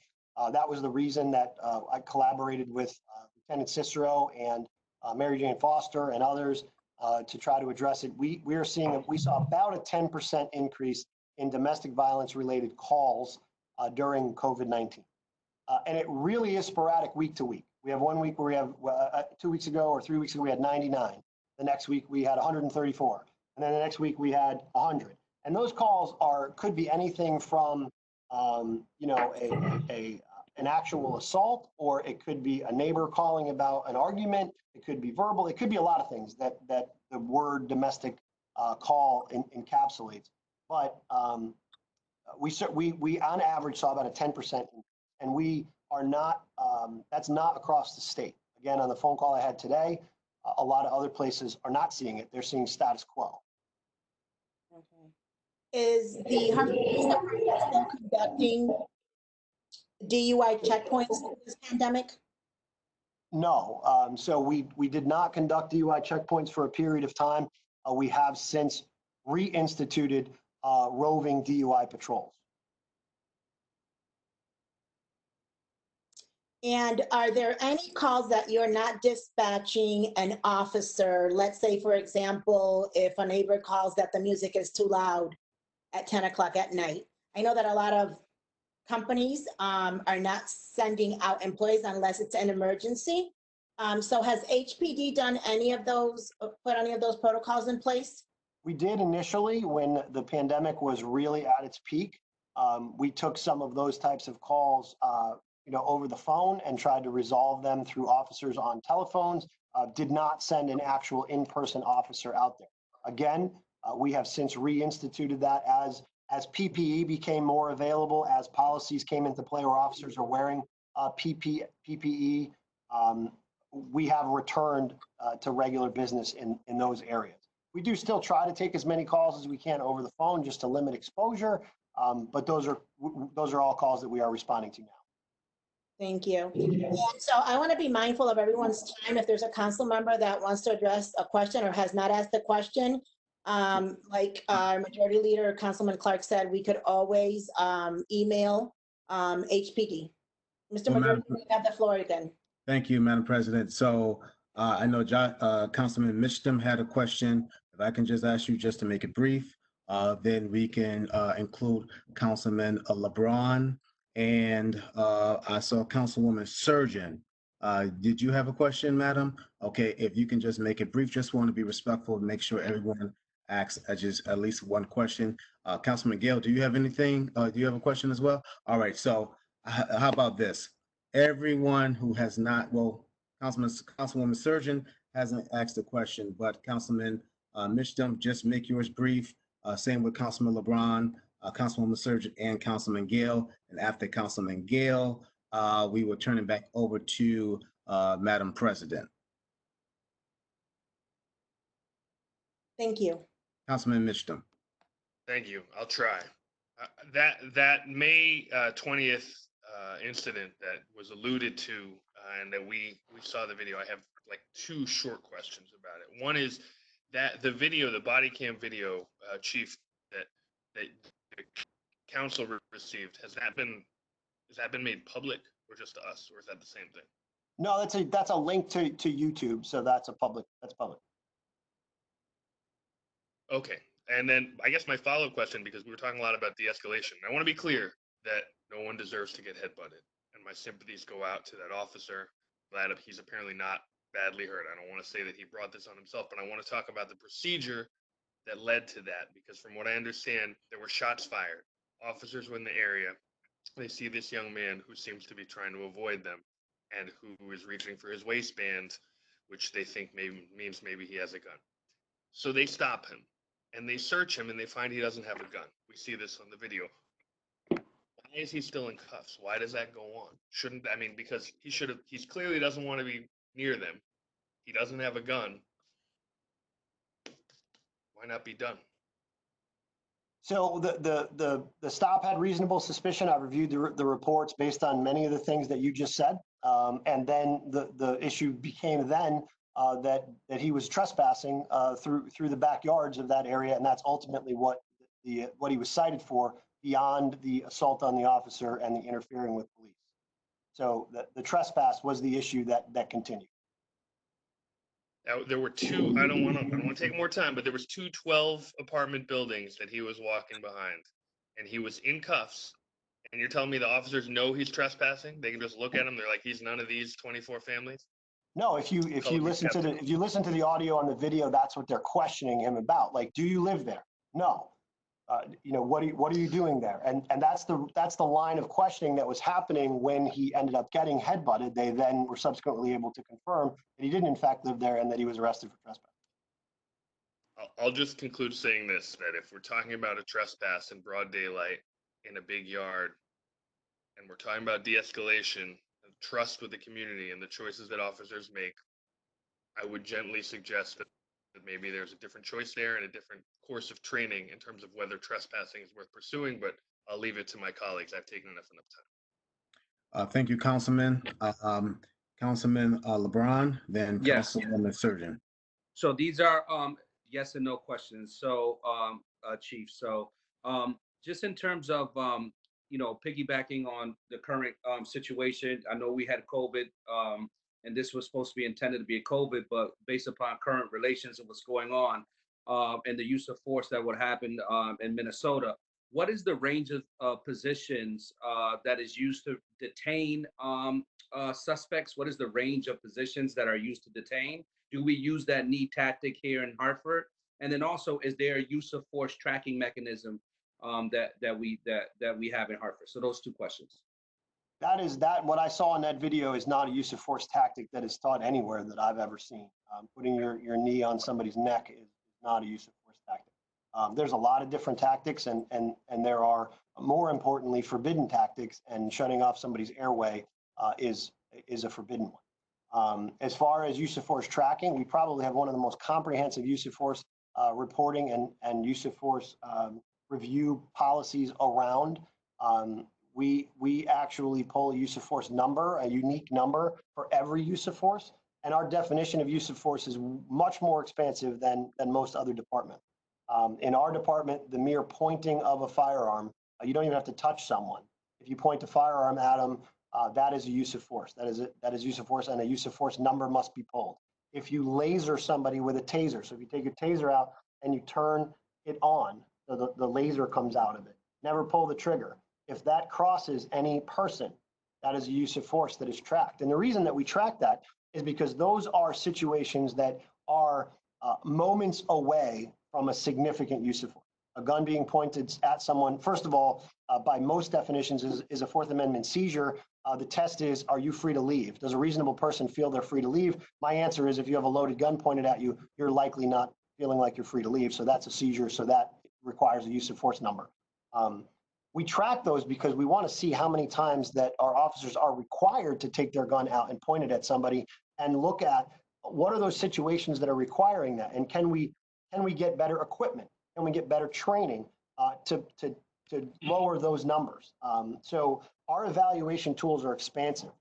The packet that has to be filled out that day, and it has to be signed off on by a supervisor. It has to be investigated by a supervisor.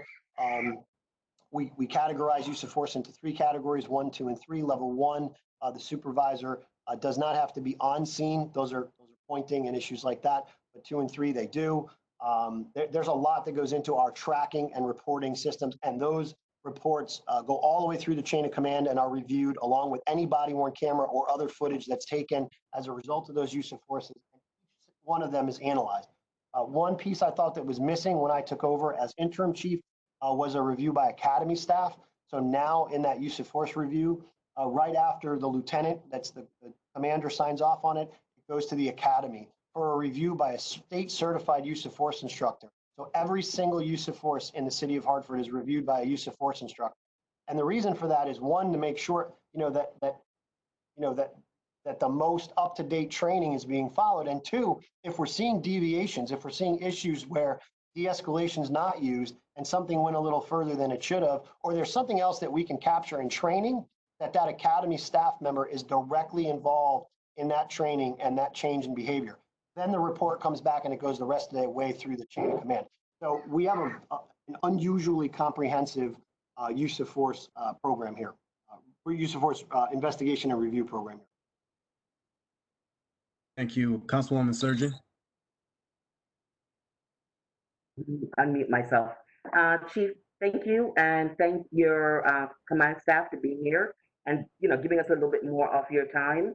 And also thank you the staff to keeping your police force, keeping them well and keeping them safe, because that's amazing that you have very, very, very, very small amount of people going out.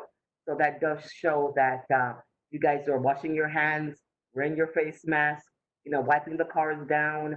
So I just want to thank you for that. One of the things that I've heard on the street while they're doing all these firecrackers so quick, so early in the year, is that when they do fire the crackers, they also are shooting. So between that, you're not really your shot blocker is not picking it up. I'm just going to make one.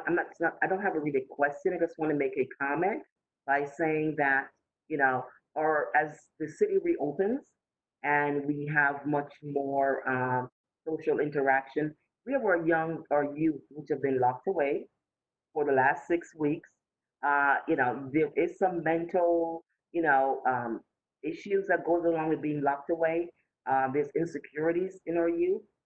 So I'm asking, you and Captain Mariana, that you really have explain to your patrol staff as they go out there, to be a little bit more patient with our youth in the next couple of weeks, because you're gonna see them out. And I want to commend you on that Homestead Avenue, Edgewood Street, when they all came out about a week or two ago. You guys gave out face masks. You didn't arrest anyone. You kind of let them, get together. You gave them a little bit of time. You blocked off the area, and then you let them disperse. That was really appreciative of how that was handled. So I hope that going forward, as the summer comes along and we open up more, you guys would really start doing more of that interaction with our neighborhood. So thank you. Thank you, and we definitely will. Chief Medina, myself, Captain Laureano, we try to go out and make as many roll calls as we can, and that is something that we will pass along. I think patience is important, and again, myself and my command staff, we try to preach common sense and a graded approach at everything. I do not want this city to have a police state where we're out there issuing arrests for no masks. And I think so far the community has cooperated with us. I appreciate your comments, though. Thank you, Chief. Councilman Gale, then back to Council President for the close of this meeting.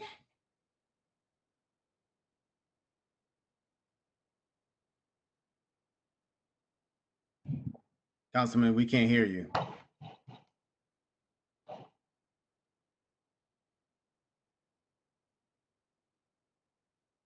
Councilman, we can't hear you. Okay. Send the chief your questions in writing.